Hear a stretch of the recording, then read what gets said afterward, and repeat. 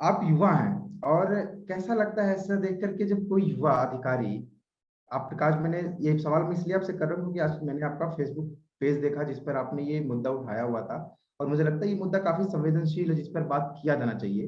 हम्म। कैसा लगता है ये देखकर कि जब कोई युवा अधिकारी सड़क पर किसी अन्य व्यक्ति को इस लॉकडाउन में, जबकि हर आदमी कहीं ना कहीं बदहवासी की अवस्था में जी रहा है, बहुत जरूरत पड़ने पर ही बाहर निकल रहा है, उसका फोन तोड़ दिया जाता है, उसको थप्पड़ मारा जाता है, पुलिस से लाठियां पड़वाई जाती हैं, और ये सब कुछ करता है एक आईएएस रैंक का अधिकारी, डीएम वहां का, सूरजपुर छत्तीसगढ़ की मैं बात कर रहा हूँ। उसके साथ साथ कुछ दिनों पहले आपने देखा होगा एक त्रिपुरा में भी ऐसा ही एक सीन हुआ था जब वहां पे एक शादी समारोह में एक आईएएस अधिकारी पहुंचते हैं और दूल्हे को भी ऊपर एफआईआर करते हैं, पंडित को थप्पड़ मारते हैं और वहां बैठे सभी लोगों के ऊपर बस इसको भी पकड़ो, इसको भी पकड़ो, इसको भी पकड़ो, इस तरीके की।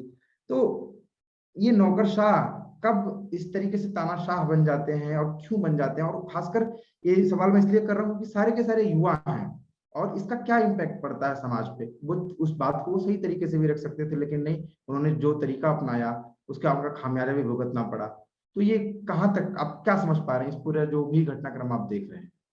देखिए, इस तरह का जो इंसिडेंट होता है, पहली बात तो मैं उसको पूरी तरह से कंडेम करता हूँ। अगर यही हरकत किसी छोटे अधिकारी ने, छोटा अधिकारी का भी मतलब मैं किसे कहता हूँ, जो फील्ड वर्कर होता है, जैसे मान लो पुलिस में कांस्टेबल का लेवल है, हवलदार का लेवल है, जो रोड साइड खड़ा है, उसका एजुकेशन इतना सॉलिड नहीं है, तो उसको कंट्रोल रखना है, तो हो सकता है वो किसी पर हाथ चला दे या लाठी चला दे।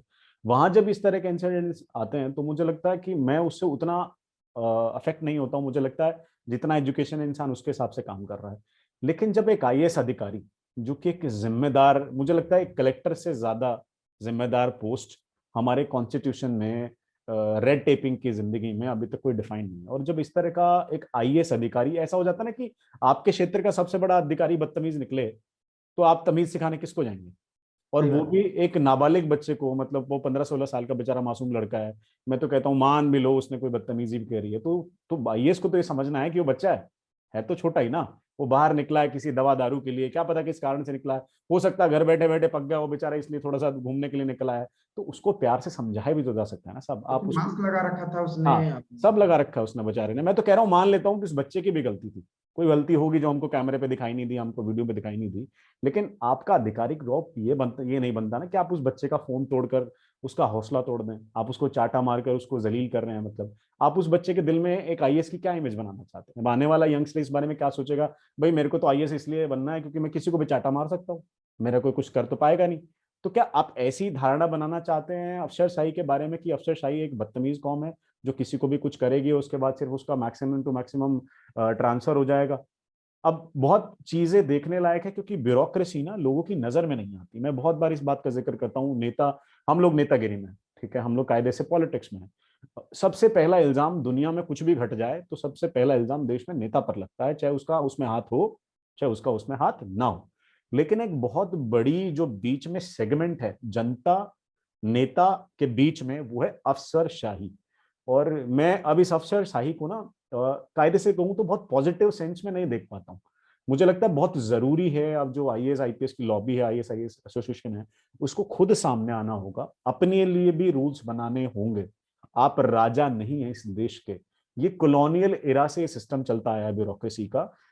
एक बार तो पंडित नेहरू ने भी इसके बारे में कहा था कि भाई मैं किसी से भी डील कर सकता हूँ, लेकिन मैं अपने देश के ब्यूरोक्रेट से डील नहीं कर पा रहा हूँ। और उसके बाद लेकिन इनके बारे में पॉजिटिव स्टेटमेंट भी आई। लो पुरुष ने कह दिया कि भाई ये तो स्टील का फ्रेम वर्क है, जब तक आईएएस आईपीएस रहेंगे तो मैं इस देश को बड़े अच्छे से रख सकता हूँ। लेकिन इस तरह की चीज उस समय पर ठीक थी, क्योंकि तब हमारा देश रिसेंट आजाद हुआ था, पुलिस कंट्रोल इतना अच्छा नहीं था, चौकियां नहीं बनी थी, पुलिस चौकियां नहीं बनी थी, कांस्टेबल नहीं बैठे हुए हैं, तो एडमिनिस्ट्रेशन उस समय थोड़ा सा फेलियर पर था, तो उस तरफ की रिजिडिटी चल जाती। लेकिन आज हम एक फुल फ्लेज कंट्री हैं, जहां पर हर स्टेट के अंदर पुलिस अथॉरिटी बनी है, चौकी सिस्टम, ऑनलाइन पीसीआर वीसीआर, सारी facilities already there in place. तो मुझे लगता है अब जरूरत आ गई है कि 75 साल से एक हिडन सिस्टम है जो इस पूरे सिस्टम को चला रहा है, दिख नहीं रहा है, खा रहा है लेकिन दिख नहीं रहा है, वो गड़बड़ कर रहा है लेकिन किसी को दिख नहीं रहा है, उसका अधिकार है लेकिन जिम्मेदारी कोई नहीं है, परफॉर्मेंस एवोल्यूशन नहीं है। आप किसी आईएएस से कभी नहीं पूछ सकते जिंदगी में भाई साहब आप क्या किए। अगर वो कह दे भाई साहब हम जिंदगी भर जक मारे ऑफिस में बैठ के, तो भी आप उसे नहीं कह सकते भाई साहब आप जग क्यों मारे। तो there is no performance evolution test. मैं खुद कॉर्पोरेट सेक्टर से निकल कर आता हूँ और मुझे पता है कि कितनी बढ़िया परफॉर्मेंस एवोल्यूशन की हमारी सिस्टमैटिक एक यूनिट होती थी। एचआर का एक प्रोसेस होता था जिसमें हमको डिफाइन किया जाता था साल के एंड में कि नहीं आप इस बार इतने अप्रिसिएशन के लायक हैं, आप इतने अप्रिसिएशन के लायक हैं क्योंकि आपने ऐसा किया और आपने ऐसा किया। तो कहीं ना कहीं मुझे लगता है ये जो ब्यूरोक्रेसी है आज बहुत जरूरत है इनके ऊपर इंस्पेक्शन की, इनकी ट्रांसपेरेंसी की, और इनकी चीजों को तय करना होगा कि इनकी जो जिम्मेदारियां हैं वो कलेक्टर के ऑफिस के बाहर लगी हों, कि कलेक्टर के आधिकारिक जो अधिकार हैं ये आते हैं। इसके अलावा अगर कोई अपना कलेक्टर हवाबाजी कर रहा है या कोई अपने अधिकार से बाहर जा रहा है तो इसका आधिकारिक तौर नहीं है। कायदे से आपको खुद भी नहीं पता होगा और मुझे भी नहीं पता होगा कलेक्टर के अधिकार क्या क्या है और क्या क्या नहीं है। ठीक है, वो कब अपनी पावर को मिसयूज करते हैं क्योंकि हमें पता ही नहीं इनकी पावर क्या क्या है। तो मुझे लगता है कि बहुत बड़ी गैप है जनता के और नेताओं के बीच में, ब्यूरोक्रेसी, और इससे डील अब हमें करना होगा। और ये हमारे भारत में ही ऐसा होता है कि मतलब एक अफसर को तबादला कर दिया जाता है। तबादला मुझे नहीं लगता कि एक पर्याप्त है किसी ऐसे अफसर के लिए जो बदतमीजी करता हो, या वो आदमी वहां जाकर के भी वही कर सकता है, अपने जूनियर कर्मचारियों के साथ बदसलूकी कर सकता है, अपने से मिलने आने वालों के साथ भी बदसलूकी कर सकता है। तो मुझे लगता है कि क्या आपसे मैं जानना चाहूंगा कि क्या आपको नहीं लगता कि इन लोगों की भी एक रेटिंग सिस्टम होनी चाहिए, जैसे हम किसी बिल्कुल ऐप करते हैं कि अगर कोई विजिटर जाता है किसी आईएएस से मिलने अपनी शिकायत लेके, तो उसके बाद उसकी जो होता है ना कि हाँ आपको कैसा लगा हमारी, कहते हैं ना हमारी सेवाएं कैसी लगी, आप हमें रेटिंग करिए 1 से लेके 5 तक, 1 से लेके 10 तक। इस तरीके की कुछ व्यवस्था होनी चाहिए ताकि नेताओं को भी पता हो कि कौन सा अफसर कितना लोगों से इंटरेक्ट करता है और कितना लोगों से कटा हुआ है। ये एग्जैक्टली। चीज होनी चाहिए, रिकॉर्ड देखो होना चाहिए। देखो इनके सिस्टम में क्या है, इनके सिस्टम के ना कुछ बहुत बड़े ड्रॉबैक्स हैं। अगर आप देखें शुरू से पकड़ते हैं इस पैटर्न को, आईएएस आईपीएस का जो एग्जाम क्लियरेंस का सिस्टम है वो क्या है, एक रिटर्न एग्जाम, रिटर्न एग्जाम के बाद इंटरव्यू, इंटरव्यू के बाद सिलेक्शन हो जाती है। वहां ना तो कोई बिहेवियरल चेक है कि कौन इंसान किस तरह का आ रहा है। आपको इतनी जिम्मेदार पोस्ट पर किसी आदमी को भेजना है तो आप उसको बिहेवियरल चेक से भेजेंगे, जैसे आर्मी करती है। लेफ्टिनेंट की पोस्ट के लिए एनडी की पोस्ट होती है तो उसमें पूरा बिहेवियरल चेक होता है आपका। सीडीएस का 7-8 दिन का ट्रेनिंग प्रोग्राम होता है, ऐसे नहीं वो किसी को उठा के अफसर बना देते, गधे घोड़े को नहीं सिलेक्ट कर लेते, बेशक उसने एग्जाम क्रिएट करके आया हो। वो देखते हैं कि पेपर तो दे दिया लेकिन क्या इसमें वो काबिलियत है कि वो आर्मी में रह पाएगा या आर्मी को उतने अच्छे से सर्व कर पाएगा।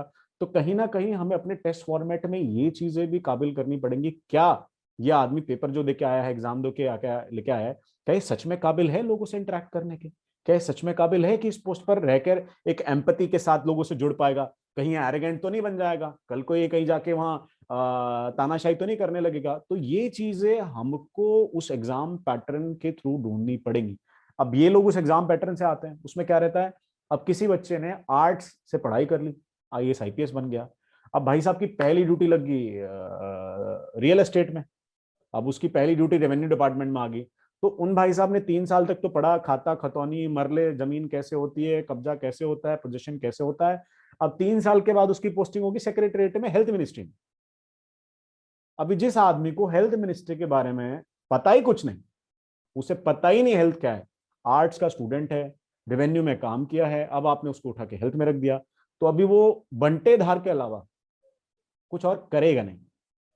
इधर तो वो हिंड्रेंस बन जाएगा सबके लिए जो वहां काम कर रहे होंगे, क्योंकि अब बाबा जी को तो कुछ पता नहीं, अब बाबा जी बीच में आगे बैठ गए, अब बाबा जी को जानकारी तो है नहीं। अब इन भाई साहब को पहले तो सिखाएं 6 महीना साल 1.5 साल लगा के, उस सिखाने में भाई साहब 10 गलतियां करेंगे, उस गलती को बताने के लिए कोई नहीं क्योंकि भाई साहब सीनियर पोस्ट पर हैं।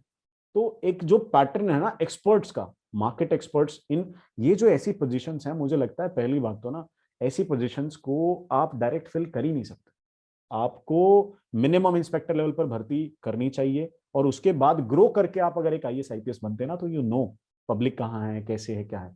लेकिन मैं किसी 24 साल के लड़के को, 30 साल के लड़के को एग्जाम दिया, वो इतने आइसोलेटेड रहते हैं अपने एग्जाम पैटर्न पर, कभी आप वाजी वाके वहां इंस्टीट्यूट पर आके देखिएगा, एक एक कमरे में 4-4 लोग रह रहे हैं, वो दुनिया से कटे पड़े हैं, 30-30 साल तक, 6-6 साल तक कट के यहाँ पर रहते हैं, और फिर एकदम से उनको पावर मिल जाती है कि आप पब्लिक के साथ कुछ भी कीजिए। तो आप कैसे एक्सपेक्ट कर रहे हैं उन स्टूडेंट से जिनका मेंटल स्टिग्मा इतना है ही नहीं, वो कैसे अच्छा डील करेंगे, कभी अच्छा डील नहीं करेंगे। Namaste. Please remember to subscribe to us and switch on the notifications for this channel. For our other social media links, more content, and to support our work, please visit citti.net. धन्यवाद। नमस्कार।